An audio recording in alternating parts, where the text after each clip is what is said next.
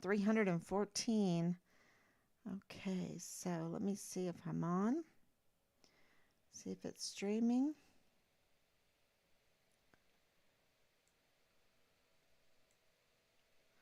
Okay, I should be on. Let me see if I do it again. I don't see it.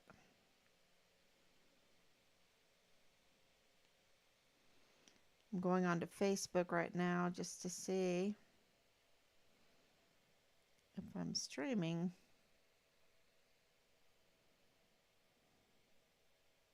Oh, there we go. Okay. Do it again. I don't see it. Okay, let me turn it way down. All right, everyone. Thank you so much for joining. It's 1,314 days.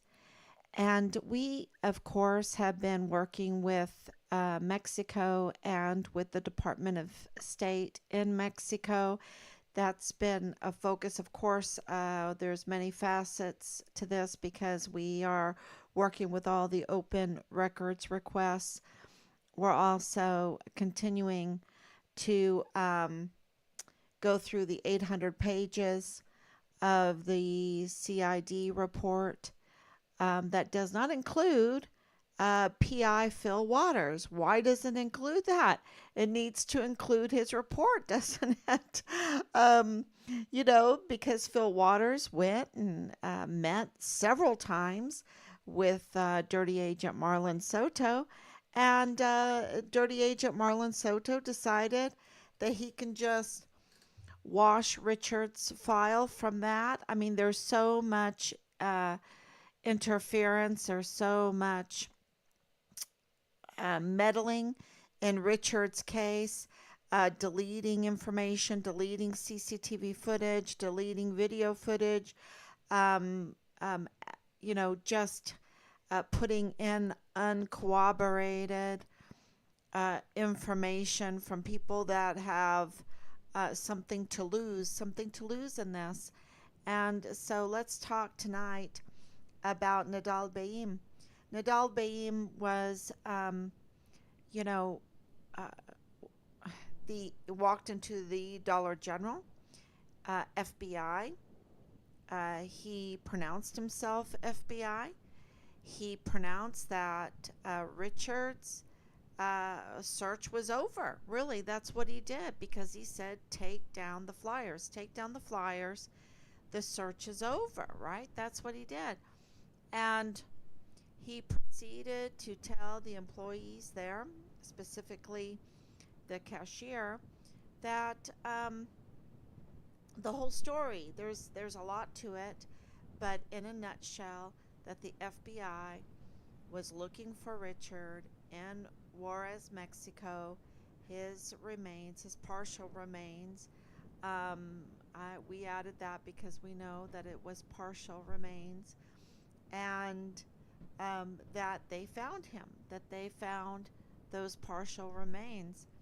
And we called the Department of State to corroborate this. And Ryan McMillan, Agent Ryan McMillan, that works for the Department of State there in Juarez, who had come to that meeting. Remember the Task Force Find Richard Halliday meeting where they were not in uniform? Where the two generals were not in uniform, the military was not in uniform. It was a staged. It had no operational order. There was no organization to it. Nobody had any tasks. It was a task force without any tasks. So we met Ryan McMillan at that meeting. He came over to El Paso on to Fort Bliss to meet with us, and he gave us his card. We still have his card, and anytime there was anything to give him a call. So of course, um, when we found out who Nadal Baim was, which was in February of 2021, we know the exact date. Um, Rob has kept a journal for, most of his adult life, and so he was just very used to keeping a journal.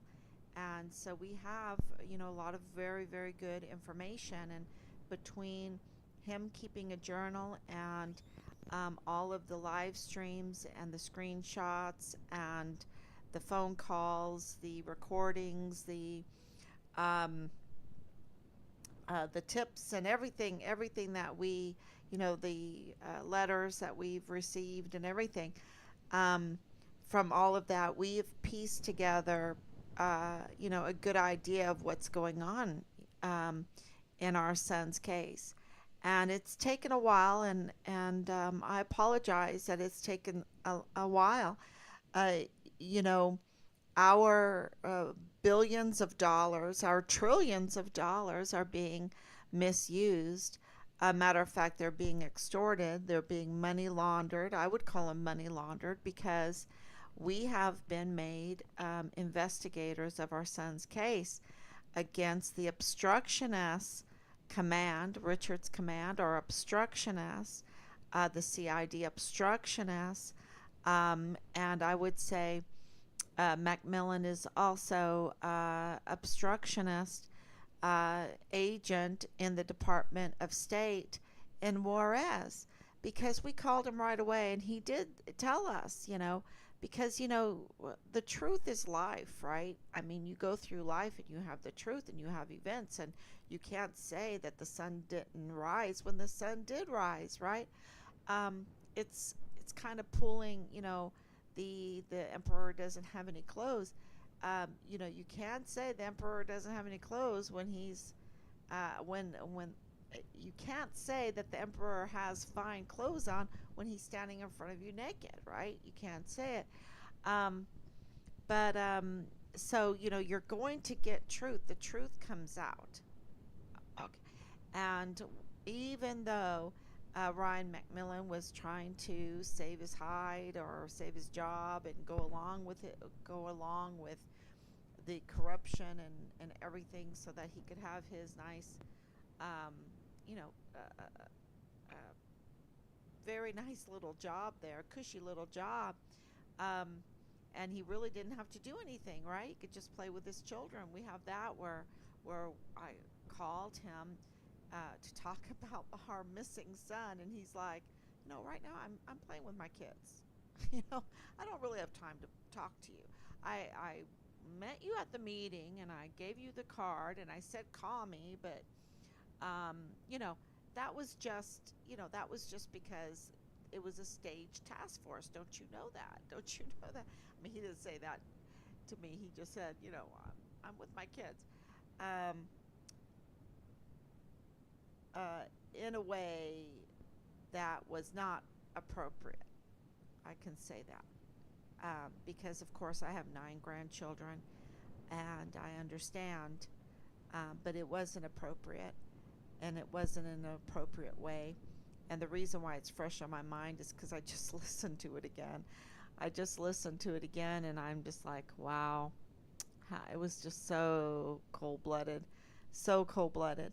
Um, anyway, so he corroborated um, what Nadal Bayim was saying, and the truth of it is that Nadal Bayim um, was really a breath of fresh air at the time, and I said it numerous times because when we called him up in February of 2021, he actually admitted and told the truth. And, watching this Fannie Willis trial where they say, oh, I just can't recall. Oh, I just can't recall. Oh, I don't know. I can't recall. Oh, that was a speculation. Oh, I can't recall.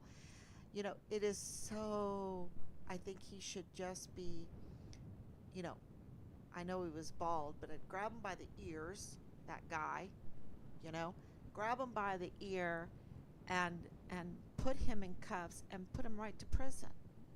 I mean, this is such a waste of our country's resources to watch this garbage. Where you're a lawyer and you're dealing with a district attorney and all their friends and her lover and everything, and you say you can't recall, you can't recall, you don't remember, you can't recall, and you speculate and speculate. This is the garbage that we've been dealing with in our son's case. And today, watching that, it's like pull him by his ear and put him in cuffs and put him in prison for obstructing justice. We need to know um, when Fannie and Wade, you know, first went and had their, I guess they're rolling their hay or whatever, and became very personal with each other, because that is a conflict of interest. It's not that we want to know that they what they did; it's that it is a conflict of interest, and it's like this with Lilani Hart. Um, she has a conflict of interest with so many men, right? With so many men, it's like she's uh, definitely, it's for those in particular positions with particular ownership or powers, and like the hotel manager, in order to run some prostitution through it, or with with Tavita Nusa, to be able to tamper with files and somehow extort her husband for lots of money by doing this criminal complaint, and her relationship with Nieto and Kachurga, and that's why Nieto never arrested her. These conflicts of interest, and with the DES, Thomas Kane, and we could go on and on with these conflicts of interest. Um, and this is what's happening in our law enforcement. This is what's happening in our Department of Justice. And that's why you have the likes of Ryan McMillan acting the way he did. And then here comes Nadal Baim, and he just tells the truth. And it's like, wow, wow. Um, is he good? No, he's not good in this, y'all. But it was really a breath of fresh air to have someone confess. Okay, confess. And, be it if he wanted to or not, he did. And he has connections. He has connections. He's not just some guy like the obstructionist command of Richard want us to believe, right? They want to obstruct justice. They want to sabotage. So these obstructionists told us he's just some guy, which is so illegal. It's so criminal. It's absolutely criminal what they did. And but he's not just some guy. He is the father-in-law. He has a record too. He's because he's Palestinian.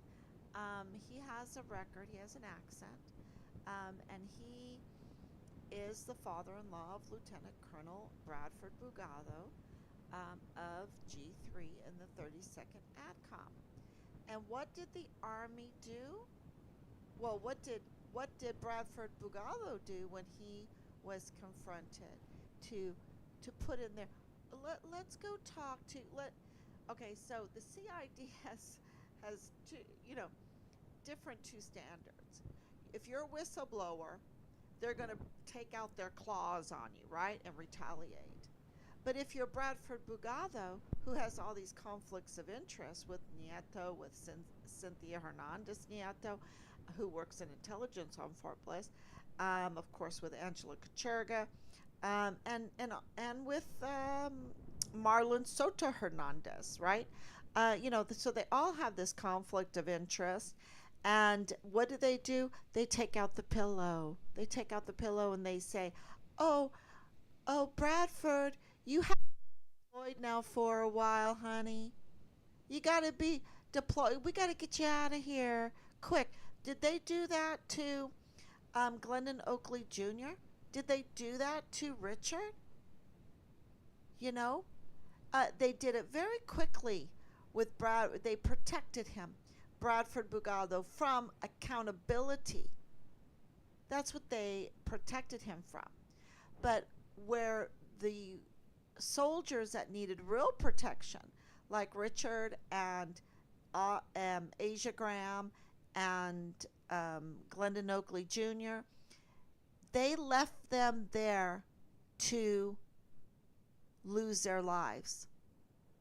To lose their lives. They put them out there to the wolves when they should have protected them. And so Bradley Bugado, he was deployed, and anyway, uh, they didn't do that with Richard, even though Richard had requested deployment. He requested it. He put in a request that he wanted to be deployed, to get out of there. Because who knows what they were doing. These were sex cult people. They were probably raping people. Asia Graham was raped.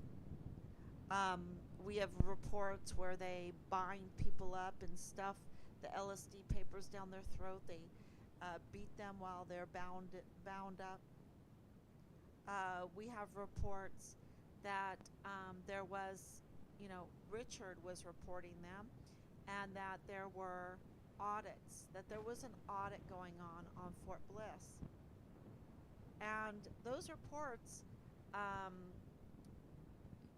we're really going to look into what the true nature of these reports are, because these audits, have to do with M4s. They have to do with M4s, and they have to do with these brown tip bullets, right? And they have to do with modifying M4s. And so our intelligence is absolutely, and we have breaking news. There's so much in all of this, because I'll finish up with Bradford Bugado, who, what did he do? He betrayed his father-in-law. He betrayed his family, right? To say, oh, we don't have a good relationship, to save his skin, right? That's the type of leader we want in the military. No, with leaders like that, who needs enemies? Because if he's going to betray his own father-in-law, his own family, his own son, because Grandpa had, Grandpa T-shirt that they gave him, and he says, "Oh, we didn't have a close relationship." That's a bunch of baloney, because as soon as we called him, we looked him up. We wanted to know who he is, because of course we did. Of course we looked him up. Because, number one, he said the search for Richard was over. Take down the flyers. Number two, he said that the FBI were looking for Richard's remains in Juarez. Number three, he said Richard was dead. Of course, we're going to look him up, gather the evidence, and turn that in. We turned everything in. The video and the CCTV footage to the FBI, the CID, and, having friends like Nieto there, of course they obstructed justice again. They obstructed the search for Richard and also the investigation. And there's very little on the whole thing with Nadal Baim in the 800 pages. So we'll get back to even mention PI Phil Waters, which is like, what? Because that's another very big deal. That's all about Richard turning in sex tapes. So, yeah, there is so much interference in Richard's search and investigation that's very, very clear. That is the circumstantial evidence, even hard evidence, and irregularities that point to the foul play, and you know, the audit there of the weapons, because we have news on that uh, from Brigadier or about Brigadier General David Stewart, uh, that we knew that he was like, he reminded me of the Scarecrow. Wanted a heart, no, wanted a brain, right? He wanted a brain. The No, he wanted a heart. The Scarecrow wanted a heart, and the lion wanted the brain, right? Or vice versa, whatever. Um, but he reminded me of the Scarecrow. I don't know why. And the way he was with his staff, and anyway, you know how Dorothy was connected to him. It was just very clear that there was a friendship there. And so that's how Brigadier General Stewart seemed to me, is that, he was dedicated in a way that you wanted to be his friend. You knew um, that he was going to try hard. And we saw it with our own eyes. And I have compared it so many times. It was so heartbreaking. But I met his wife, and his wife even drove by and got prayer candles for Richard, and was always trying to encourage us um, in our quest to find out what happened with Richard. And so we found out today that they've been retaliated against. And, this is a general level being retaliated against. That's an indication that, of course, the Walmart mass shooting case and Richard's case is just um, the the fruits or the results of a much bigger problem. And we believe that Brigadier General Stewart gave us a piece of that, a gift of that, which is that because we had to go back and review our notes on it. Because remember, he told us that the barracks were, well, the indication was that there was an audit going on. That there was an audit going on, and they found all of the weapons, and they had to go through. And so the barracks were part of it. But there was also the tactical move storage units that had weapons, and our reports, um, you know, coming back are a lot of M4s, a lot of M4s, and a lack. The smuggling seems to be with the bullets. Okay, of course the smuggling is with the weapons also, but you know, so we'll see. We'll get more details and let you know. But there were also modifications being done on the weapons. Um, so we'll get back to you about more on that audit. And what is really interesting is that Dirty Agent Marlon Soto also corroborated that there was an audit going on Fort Bliss. And this audit was not during the time of Stewart, okay? He had just got there when we got there. And then um, just right after we got there, um, then Sean Bernabe was allowed to, well, he was there, but he was in quarantine. So, and then he was able to meet with us a little bit later. I guess he said he was in quarantine, but, they all lied so much because once they got out of the view of the public. They did what they wanted. It was just the whole mandate thing was such a lie. It was just y'all being behind the scenes and seeing it. It just really gives you an education on how they mess with us. They really mess with us, and they are way overpaid. And I heard that they are going to cut the Pentagon, that they're going to cut troops more, and they need to. They need to. And absolutely, you know where they need to cut? The 44 four-star generals, all the flag officers. That's where they need to cut.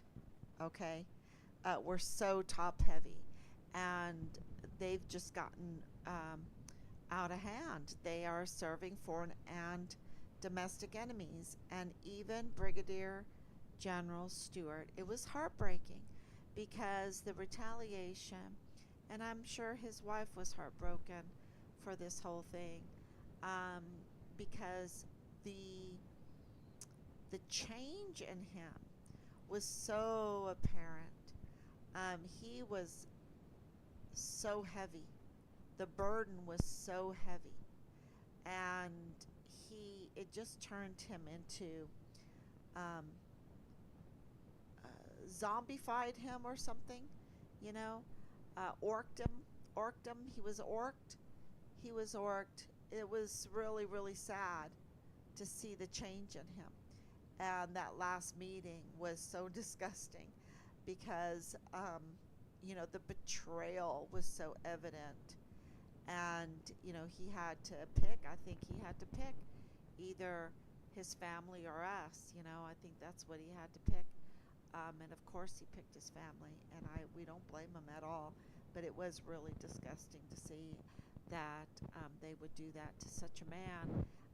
Sean Bernabe never gave us any indication that he had any good in him at all. Um, the man was just up to no good from the minute we met him with his SJA and the SJA, and so he absolutely needs to be arrested. Um, he's just such an obstructionist with the SJA. Um, and it's just heartbreaking to see it all. It really is, because this is a military that we have loved so much, and the betrayal is just really heartbreaking to see it. So they really lied to us about who Nadal Baim was and is, and Nadal Baim didn't lie. He told us. And even though he doesn't play a good part, he at least had the character to tell us. And we will be always grateful for that. So it's kind of like some moments with Belen Rocha. She just could not help herself but tell us a little bit of truths. And we'll be grateful for that too. Some people just have to tell, they just can't live in that false reality, no matter how much money or whatever is being offered to them. They just can't do it. And so that was Nadal Baim.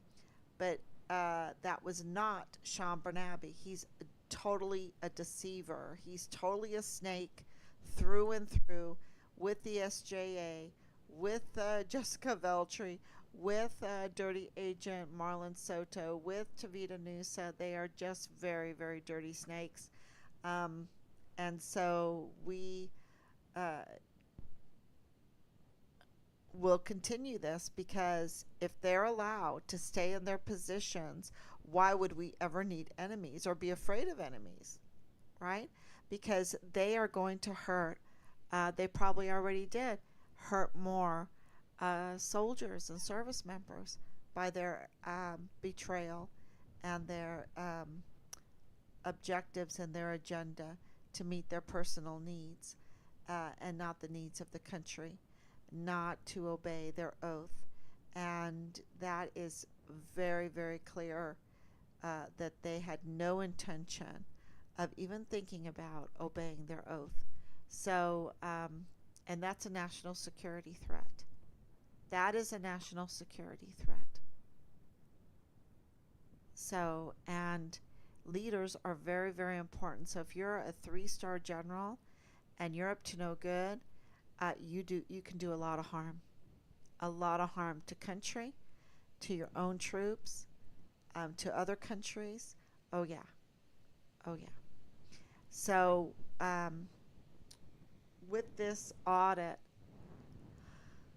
situation up in center now, going through the notes because it's remarkable how God's hand is on this all the time because here we are trying to assemble or decide on what we're going to give to the Department of State, what they would need. They don't need everything, but they do need to know that Nadal Baim, FBI agent, um, proclaimed that Richard's case was done, his search was finished, and that the FBI had found partial remains in Juarez, Mexico.